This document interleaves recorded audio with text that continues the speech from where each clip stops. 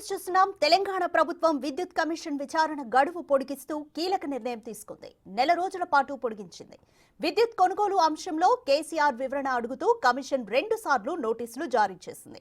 Commission ఇచ్చిన నోటీసులు సవాల్ చేస్తూ కేసీఆర్ హైకోర్టును ఆశ్రయించారు.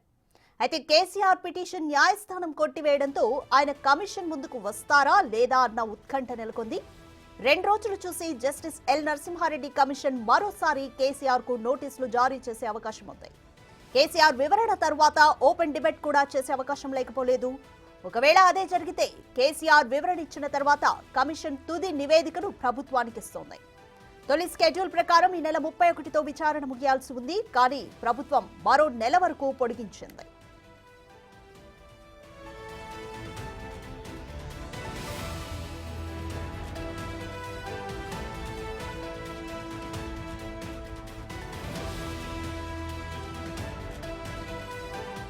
పూర్తి డీటెయిల్స్ మా ప్రతినిధి వెంకట్ అందిస్తారు. వెంకట్, తెలంగాణ సర్కార్ విద్యుత్ కమిషన్ విచారణ గడువునైతే ఒక నెల పాటు పొడిగించింది. అయితే కేసీఆర్ కమిషన్ ముందు హాజరవుతారా లేదా అన్న ఉత్కంఠ కూడా నెలకొంది.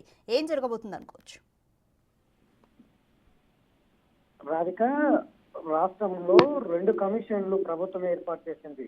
గతంలో కేసీఆర్ ప్రభుత్వంలో 1,00,000 కోట్ల రూపాయలు పెట్టి కాళేశ్వరం ప్రాజెక్టు నిర్మించి అందులో అవకతవకలు జరిగాయనే అంశాల మీద ఒక కమిషన్ ఏర్పాటు చేసింది. విద్యుత్ కొనుగోలు అంశంలో కూడా అవకతవకలు జరిగాయి దాని మీద కూడా ఒక కమిషన్ ఏర్పాటు చేసింది. ఈ 2 కమిషన్లు 100 రోజులు విచారణ పూర్తి చేసుకున్నాయి. ఇటు కాళేశ్వరం సంబంధించిన అంశంలో 100 రోజులు పూర్తయ్యాయి.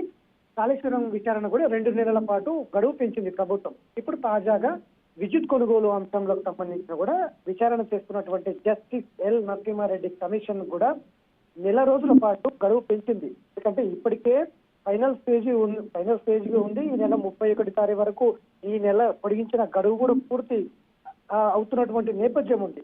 అందులో భాగంగానే ఇప్పటికే కేసీఆర్ కు ఈ విద్యుత్ కొనుగోలు అంశంలో నోటీసులు జారీ చేసింది.